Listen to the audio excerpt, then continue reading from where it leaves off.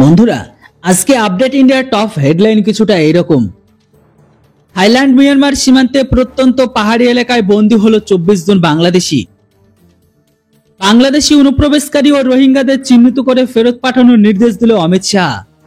চীনের হলো সমস্ত দাদাগিরি শেষ, ভারতের অ্যাকশনে সুর নরম, চীন করে দিল বড় ঘোষণা।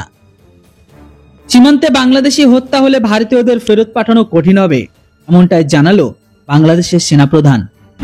থাইল্যান্ড ও মিয়ানমার সীমান্তের প্রত্যন্ত পাহাড়ি এলাকায় বন্দী হলো 24 বাংলাদেশি। পরিস্থিতি এমন যে অনেকেই অমানবিক পরিস্থিতিতে জীবনযাপন করতে বাধ্য হচ্ছে। তবে 3 জনকে বাংলাদেশে ফিরে আনা হয়েছে এই মুহূর্তে। পাহাড়ি এলাকাগুলো সত্যি দুর্গম। থাইল্যান্ড মিয়ানমার সীমান্তের ওই এলাকাটি অপরাধীদের জন্য স্বর্গ। দৌরাত্ম্য এতটাই যে অপরাধীরা এক ধরনের স্ক্যাম সেন্টার তৈরি করে ফেলেছে, আর বাংলাদেশিরা সেই স্ক্যাম সেন্টারে বন্দি দশায় আটকা পড়েছে। তাদের দেশের সংবাদ মাধ্যম জানিয়েছে যে থাইল্যান্ড ও মিয়ানমার সীমান্তে আটকে পড়া বাংলাদেশি নাগরিকরা অমানবিক পরিস্থিতিতে জীবনযাপন করছে। তাদের বেশিরভাগ দুবাই থেকে সেখানে গেছেন। দালালদের প্রলোভনে পড়ে তারা দুবাই ছেড়ে থাইল্যান্ড মিয়ানমার সীমান্তে যান। অবশেষে তারা প্রতারকদের খপ্পরে পড়েন। ধরা পড়লে একটি স্ক্যাম সেন্টারে কেন্দ্রে কাজ করতে বাধ্য হন। থাইল্যান্ডের পশ্চিম সীমান্তের একটি শহর ম্যায়েসাত। সীমান্তের ওপারে মায়ানমারের প্রত্যন্ত পাহাড়ি এলাকায় মায়ানমার সরকারের কার্যগত কোনো নিয়ন্ত্রণ নেই। পুরো অঞ্চলটি বিদ্রোহগ্রস্তের ডেমোক্রেটিক কারেন্ট বৌদ্ধ সেনা এমনকি ডিকেবি এর নিয়ন্ত্রণে। অনলাইন জালিয়াতি সহ বিভিন্ন ধরনের অপরাধমূলক কার্যকলাপ অবাধে পরিচালিত হয় সেখানে। বিভিন্ন দেশের নাগরিকের সাথে ওই অঞ্চলে 24 জন বাংলাদেশি রয়েছে। ওই সংখ্যাটি নিয়ে মত বিরোধ রয়েছে এক একজনের। অনেকের মতে স্ক্যাম সেন্টারগুলিতে আটক বাংলাদেশিদের সংখ্যা আরো অনেক বেশি। জাস্ট 24 জন একটি সংখ্যা, এই সংখ্যাটা এর থেকেও বেশি। জানা এটাও গেছে ওই অঞ্চলে বিশ্বজুড়ে ইন্টারনেট ব্যবহারকারীদের প্রতারণা জালিয়াতি করা হয়। এখানে এমন অনেক স্ক্যাম সেন্টার প্রতিষ্ঠিত হয়েছে যে ক্রিপ্টোকারেন্সি ট্রেডিং, অনলাইন জুয়া, ব্যাংক অ্যাকাউন্ট হ্যাকিং, এমনকি বিভিন্ন রকমের ন্যাকেড ভিডিও তৈরি সহ কিছু বাদ দেওয়া হয় না সেখানে। প্রথমে উচ্চ বেতনের প্রলোভন দিকে বিভিন্ন দেশের মানুষকে স্ক্যাম সেন্টারে নিয়ে যাওয়া হয়। শেষ পর্যন্ত তাদের বেশিরভাগদের দালালরা কারাগারে বন্দী করে, আর এরাই সহজে বেরিয়ে আসতে পারে না সেখান থেকে, কারণ ডিকেবিএ সেই অঞ্চল নিয়ন্ত্রণ করে। অনলাইন স্ক্যাম সেন্টার থেকে অর্থ আদায় করা ডিকেবিএ এদের অন্যতম প্রধান উৎস।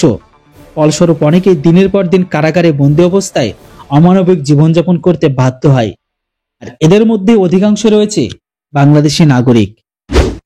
বাংলাদেশি অনুপ্রবেশকারী ও রোহিঙ্গাদের চিহ্নিত করে সরাসরি ফেরত পাঠানোর নির্দেশ দিয়ে দিল অমিত শাহ। পাশাপাশি মাদকের বিরুদ্ধে কঠোর ব্যবস্থা নেওয়ার নির্দেশ দিয়েছেন কেন্দ্রীয় স্বরাষ্ট্রমন্ত্রী। রাজধানী দিল্লিতে রোহিঙ্গা ও বাংলাদেশি অনুপ্রবেশকারীদের চক্র ভাঙতে হবে বলে দিল্লি পুলিশকে স্পষ্ট নির্দেশ দিয়েছেন কেন্দ্রীয় স্বরাষ্ট্রমন্ত্রী অমিত শাহ। তো শুক্রবার দিল্লির নবনির্বাচিত মুখ্যমন্ত্রী রেখা গুপ্তা, পুলিশ মন্ত্রী আশিস সুদ, দিল্লি পুলিশ কমিশনার এমনকি ঊর্ধ্বতন কর্তাদের সঙ্গে দিল্লির আইন শৃঙ্খলা সংক্রান্ত উচ্চ পর্যায়ের বৈঠক করেছেন শাহ। জানা গিয়েছে সেই বৈঠকে অমিত শাহ দিল্লিতে বাংলাদেশি ও অবৈধ রোহিঙ্গাদের চিহ্নিত করে তাদেরকে ফেরত পাঠানোর ব্যবস্থা করার নির্দেশ দিয়েছে। এই প্রসঙ্গে স্বরাষ্ট্রমন্ত্রী শাহ এটাও বলেছেন যে বাংলাদেশি ও রোহিঙ্গা অনুপ্রবেশকারীদের দেশে ঢোকানো, তাদের কাগজপত্র তৈরি এমনকি সেখানে থাকতে সাহায্যকারী পুরো চক্রের বিরুদ্ধে কঠোর ব্যবস্থা নিতে হবে। অবৈধ অনুপ্রবেশকারীদের বিষয়টি জাতীয় নিরাপত্তার সঙ্গে জড়িত, কঠোরভাবে মোকাবেলা করা উচিত। তাদের চিহ্নিত করে দেশ থেকে বের করতে হবে। পাশাপাশি মাদকের বিরুদ্ধে কঠোর ব্যবস্থা নেওয়ার নির্দেশ দিয়েছে কেন্দ্রীয় স্বরাষ্ট্রমন্ত্রী। বাংলাদেশের উত্তপ্ত পরিস্থিতির ওপার বাংলা থেকে অনুপ্রবেশ ঘটেছিল। গত বছরের শেষের দিকে রাজধানী দিল্লি থেকে 5 বাংলাদেশি অনুপ্রবেশকারীকে গ্রেপ্তার করা হয়। তারপরে দিল্লি পুলিশ নতুন করে ফিরিয়ে আনে বাংলাদেশ সেল। 2 দশক আগে প্রথমবার যে সেলের জন্ম হয়েছিল, যার প্রাথমিক লক্ষ্য দিল্লিতে বাংলাদেশি অনুপ্রবেশকারী শনাক্ত করা। এবার বৈঠক করে রোহিঙ্গা বাংলাদেশি অনুপ্রবেশকারীদের চক্র ভাঙতে বলে দিল্লি পুলিশকে নির্দেশ দিলেন স্বরাষ্ট্রমন্ত্রী। সেম নির্দেশ যদি ওয়েস্ট বেঙ্গলে দেওয়া হতো তাহলে খবরটা আরো ইন্টারেস্টিং হতো।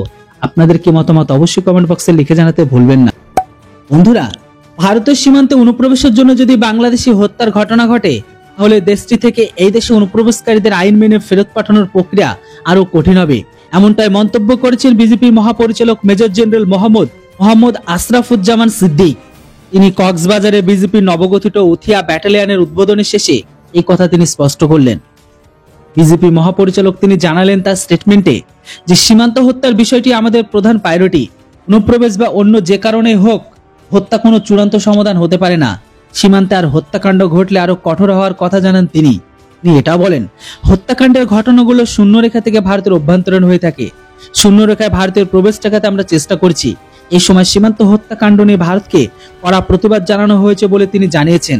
আপনাদের এটাও বলে দিই, বর্তমান সময়ে গরিব জনম দুঃখিনী বাংলাদেশের মেন উদ্দেশ্য বা তাদের যে মেন উৎস বা ইনকাম সোর্স, তাদের কিন্তু ইনলিগাল ব্যবসার মাধ্যমে করে থাকে সীমান্তবর্তী এলাকাগুলোতে। আর এই ব্যবসার সাথে সরাসরি যুক্ত থাকে বাংলাদেশের বিজেপি। কেননা আপনারা জানেন এই মুহূর্তে বাংলাদেশের ঘরের যে অবস্থা, তাই তাদের দেশের বিজেপিদের ঠিকঠাক মতো বেতন দিতে পারছে না। যে বেতনটা তাদের জন্য ধার্য করেছে সেটা অতীব নিম্ন। আর এই সমস্ত ইনলিগাল অ্যাক্টিভিটি মানুষ বা অবৈধ কাজের সাথে যুক্ত ব্যক্তিদের যে টাকাগুলো থাকে সেই সমস্ত টাকার উপর ডিপেন্ড করে তাদের অনেকের সংসার চলে। তাই এমতো অবস্থায় সীমান্তে যদি ভারতীয় বিএসএফ এর তরফ থেকে ওই সমস্ত অবৈধ বা ইনলিগাল অ্যাক্টিভিটির সাথে যুক্ত মানুষগুলোকে গুলি করে মারে, তাহলে এদের পিছনে তো জ্বলাটা স্বাভাবিক।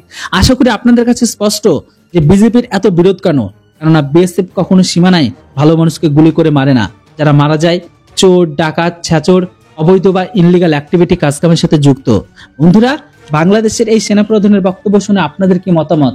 ওদের কথা শুনে আমাদের কি ওই সমস্ত ইনলিগাল অ্যাক্টিভিটি বা জিহাদি বা জঙ্গি মানসিকতা সম্পূর্ণ মানুষদেরকে ছেড়ে দেওয়া উচিত? আমার তো মনে হয় একদমই না, আরো বেশি করে মারা উচিত। আপনাদের মতামত অবশ্যই কমেন্ট বক্সে লিখে জানান। বন্ধুরা, আজকের শেষ আপডেটটি রয়েছে ভারত আর চীনকে নিয়ে। পূর্ব লাদাখে ভারতের অ্যাকশনের পর চীনের মনোভাব সম্পূর্ণ বদলাতে শুরু করেছে।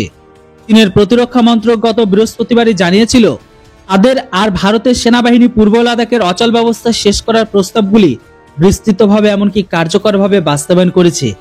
চীনের প্রতিরক্ষা মন্ত্রক আরো জানিয়েছে, আমরা সীমান্ত এলাকায় শান্তি ও সম্প্রীতি বজায় রাখতে ভারতের পক্ষের সঙ্গে একসঙ্গে কাজ করতে প্রস্তুত।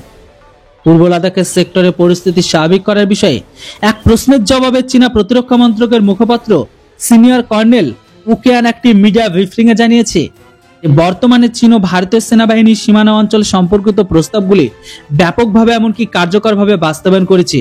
আপনাদের জানিয়ে রাখি, ভারত আর চীন গত বছরের শেষে বেপসাং এমনকি ডেমচক থেকে সেনা প্রত্যাহারের জন্য একটি চুক্তি চূড়ান্ত করার পরেই এই সৈন্য প্রত্যাহার প্রক্রিয়াটি সম্পন্ন করেছে। পূর্ব লাদাখের এই দুটি সংঘর্ষ পয়েন্ট থেকে সেনা প্রত্যাহারের সাথে সাথে 4 বছরেরও বেশি সময় ধরে সম্পর্কের অচল ব্যবস্থার অবসান ঘটে। এদিকে এই চুক্তি চূড়ান্ত হওয়ার পরে প্রধানমন্ত্রী নরেন্দ্র মোদী আর চীনা প্রেসিডেন্ট শি জিনপিং গত 23 অক্টোবর রাশিয়ার কাজানে বৈঠক করেন। আর ওই বৈঠকে উভয় পক্ষ বিভিন্ন প্রক্রিয়ায় পুনঃস্থাপনের সিদ্ধান্ত নিয়েছে। পরবর্তীকালে জাতীয় নিরাপত্তা উপদেষ্টা অজিত ডোভাল এমনকি চীনের বিদেশমন্ত্রী ওয়াং ই গত বছর 18 ডিসেম্বর বেজিং এ 23তম বিশেষ প্রতিনিধি এমনকি ওই স্তরে আলোচনা হয়। ভারতের বিদেশ সচিব বিক্রম মিস্ত্রি আগামী 26 জানুয়ারি চীনের রাজধানী সফর করেন। এমনকি তার চীনা প্রতিপক্ষ সান ওয়াইডেংয়ের সঙ্গে আলোচনাও করে। এমত অবস্থায় একের পর এক আলোচনার পর দুই দেশই দ্বিপাক্ষিক সম্পর্ক স্বাভাবিক করার প্রক্রিয়া নিয়োজিত রয়েছে। পাশাপাশি ভারতও জানিয়েছে, সীমান্ত এলাকায় শান্তি ফিরে না আনলে চীনের সঙ্গে সম্পর্ক স্বাভাবিক হতে পারে না।